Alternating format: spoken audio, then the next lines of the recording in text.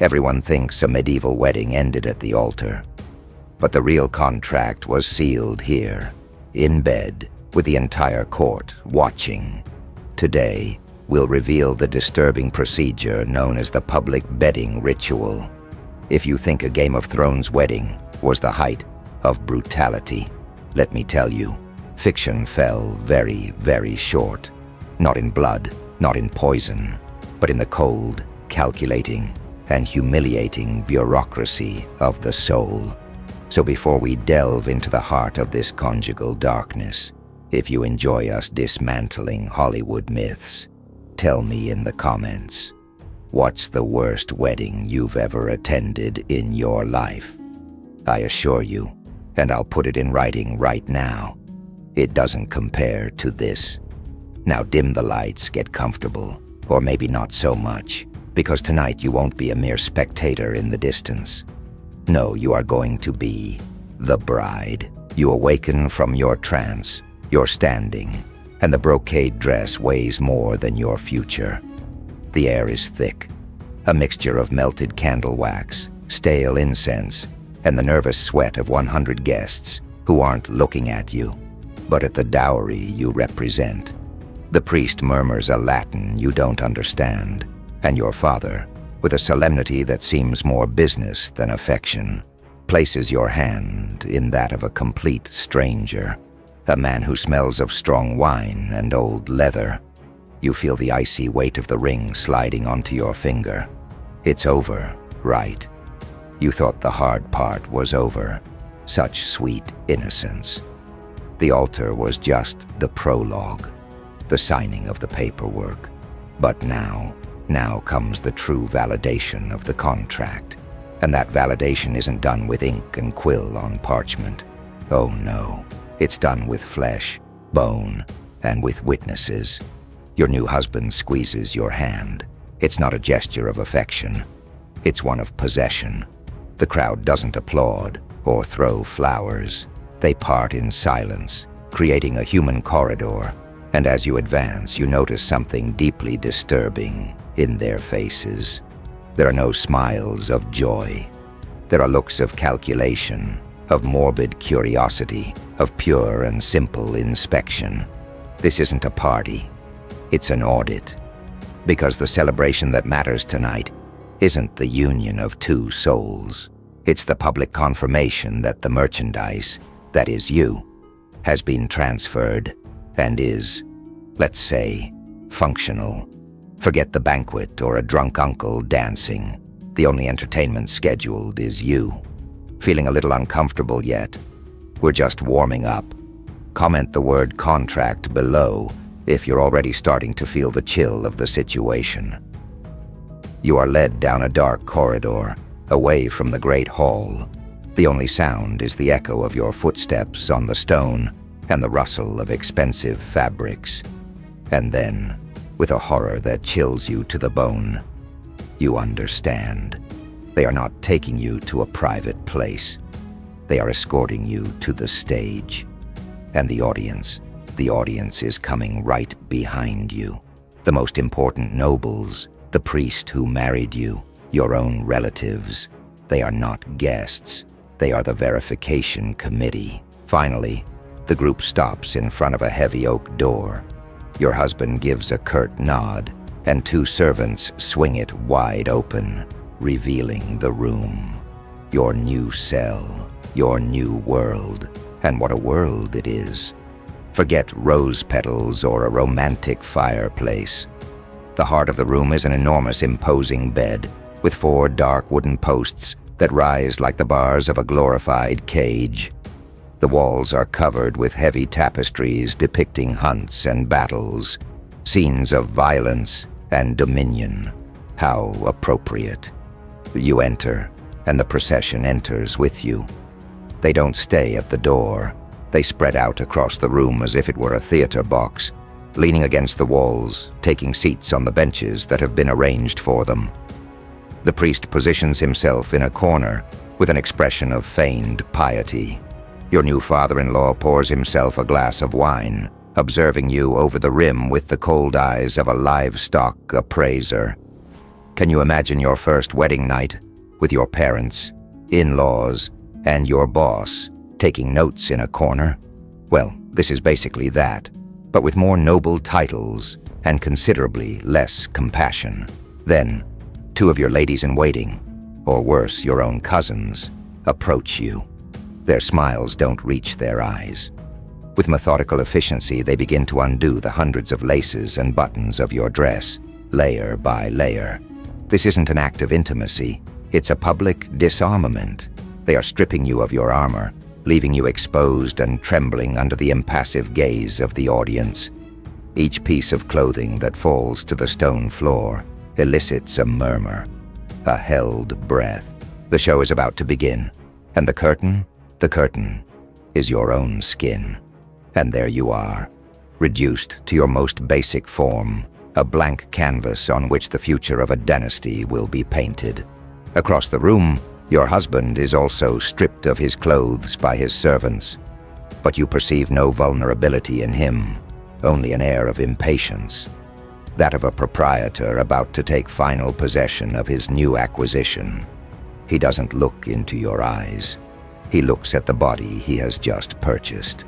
Once you are both ready, you are led, or rather gently pushed, towards the bed. The linen sheets feel coarse and icy against your skin. It is at that moment that the priest, the supposed man of God, steps forward, not to stop this public humiliation, but to sanctify it with the nuptial blessing. Don't imagine it as a tender prayer for eternal love. This is more like the final quality inspection before the factory goes into production. The desired product, a male heir. The machinery, you. Let production begin. The priest sprinkles holy water on the sheets, murmuring in solemn Latin about fruitfulness, obedience, and multiplication. It is the divine seal of approval on a purely earthly and commercial act. It gives the whole sordid affair a veneer of piety, making it impossible to protest. Because now you would not only be disobeying your husband and your family, but God himself. He finishes his prayer, makes the sign of the cross in the air, and steps back towards the crowd. Now it's the two of you in the bed, the main stage. And the audience leans forward a little, holding its breath, waiting. And then, two servants pull the heavy velvet curtains that surround the bed. A muffled swish, and you fall into a reddish twilight. But make no mistake, this is not privacy. It is simply a stage with the main curtain down. The audience is still there, inches away from you, listening, waiting, judging. You feel the weight of his body on yours. He smells of sour wine and a victory that is not your own. There are no kisses, no tender words, not a hint of human connection. There is a clumsy, hurried movement, a duty being fulfilled with the efficiency of a bureaucratic procedure. Every sound, every breath, yours and his, is analyzed by the ears waiting on the other side of the fabric. You are not making love. You are providing proof. You are validating the transaction in the only language these people understand and respect. If a marriage is consummated and no one can testify to it, is it truly valid? To the medieval mindset, the answer was a resounding and terrifying no. This is not the union of two people. It is the transfer of a womb, and a business of this magnitude needs a receipt. The act is brief, mechanical, and devoid of any emotion other than your own silent panic. It is the final period on a sentence that began to be written long before you were born. And as soon as it ends, he pulls away. The warmth of his body disappears, leaving you alone in the cold of the sheets. But the silence doesn't last, because the show requires a public epilogue. That epilogue arrives without warning. The same servant's hand that closed the curtains now throws them wide open. Swish. The torchlight hits you, raw and relentless. The twilight that protected you is gone, and once again, you are the motionless center of all eyes. Your husband doesn't look at you. He gets up and, with a gesture you've seen butchers use to display their best cut of meat, lifts a section of the sheet, the stained section, the proof, the receipt. No one looks away. No one shows disgust, modesty, or compassion. What you see on the faces of the committee is relief and a deep satisfaction. A murmur of approval runs through the room. Your father-in-law, for the first time all night, looks at you and nods with a genuine smile. That of a merchant who has just closed the best deal of his life. The business has been a success. The investment is secure. The contract has been irrevocably validated with blood. Today, you keep the receipt for an important purchase in your wallet or a drawer. In the Middle Ages, they hung it for everyone to see. That sheet is not a simple piece of cloth. It is the most important legal document of the night. It is your title of ownership, sealed, signed, and delivered, and it no longer belongs to you. Satisfied, the witnesses begin to withdraw. Their voices are more animated now. They discuss future heirs, the hunt tomorrow. For them, the event is over. For you, the sentence has just begun. The oak door closes with a dull, definitive thump that seals your fate.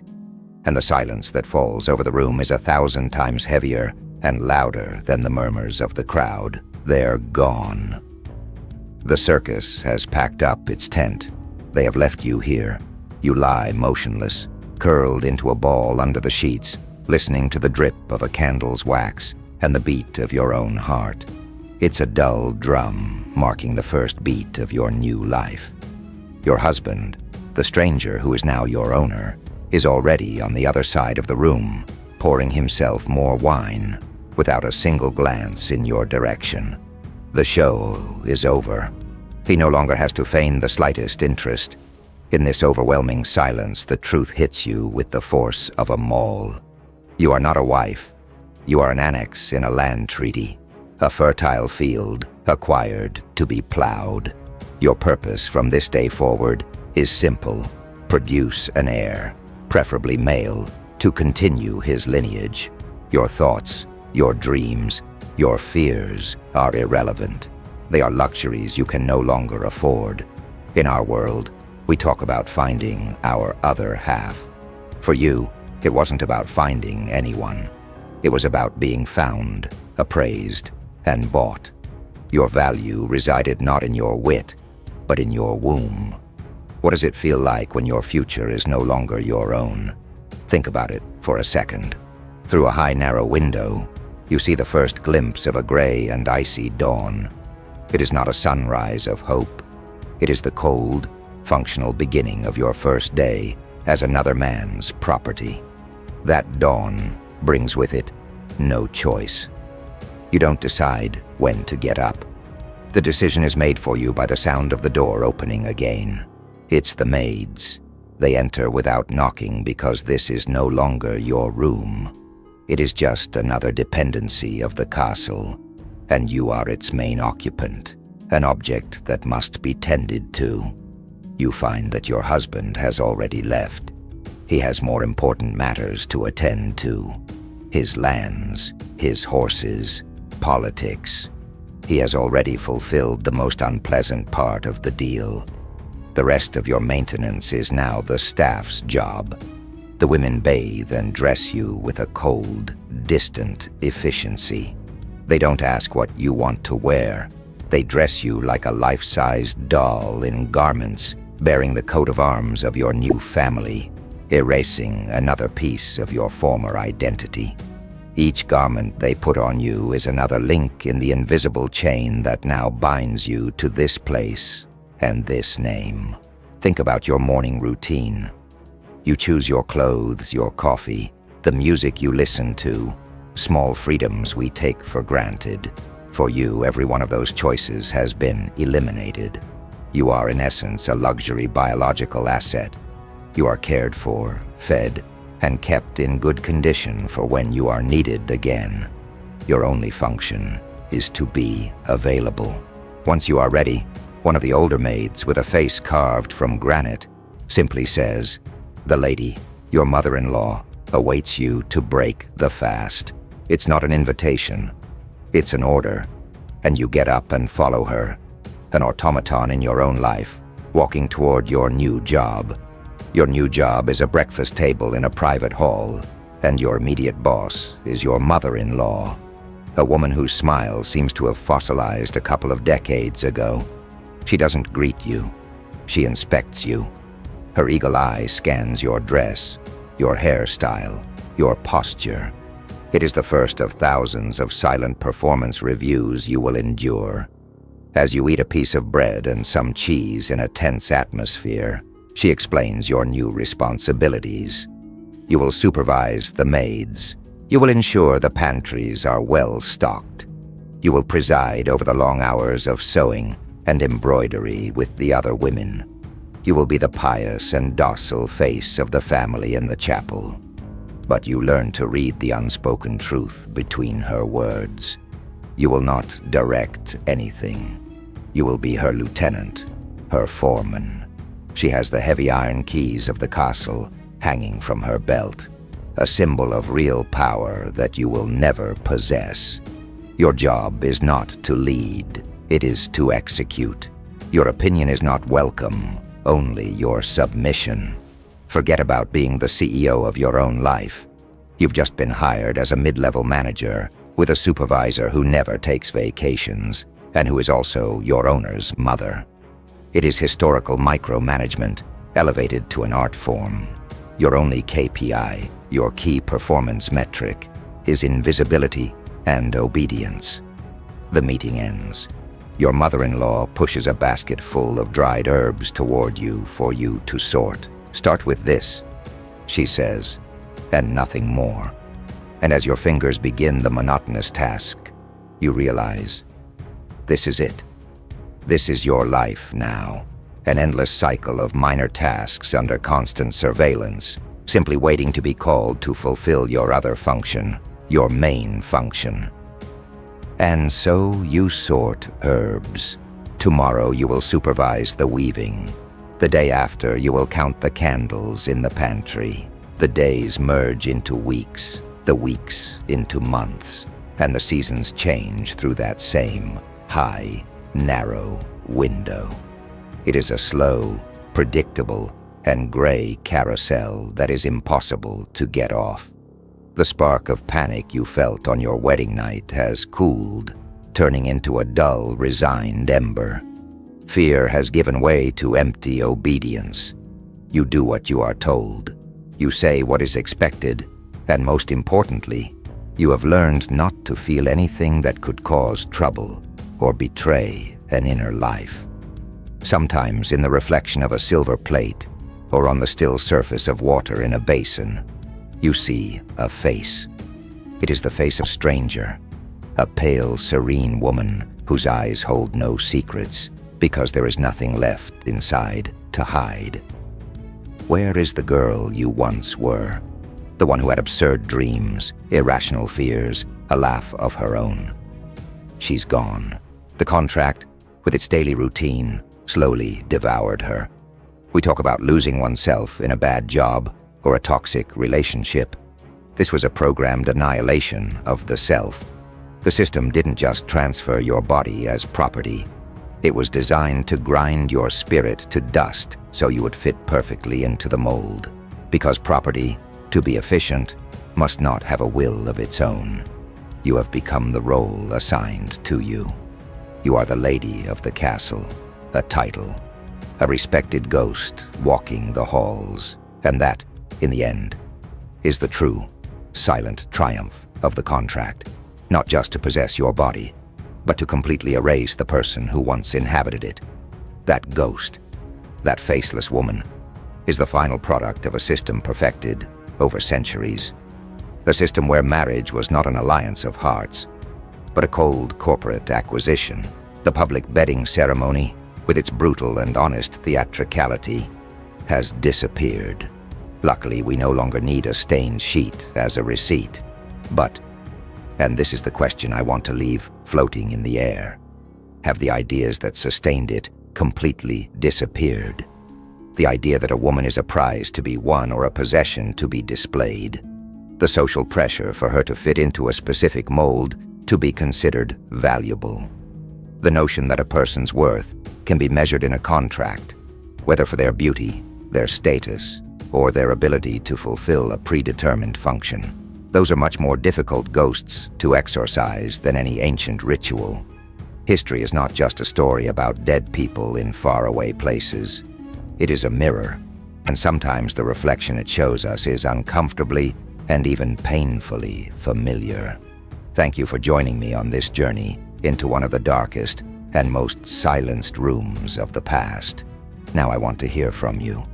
Leave one last reflection in the comments. In what more subtle ways do you think these ideas of the contract survive in our culture today? The debate is more important than ever. If you enjoy these explorations that go beyond the textbooks, be sure to subscribe and hit that bell so you don't miss the next journey. And while you reflect, I'll leave you another video over here about the most absurd laws in history that will surely blow your mind. Until next time, and never, ever stop questioning everything.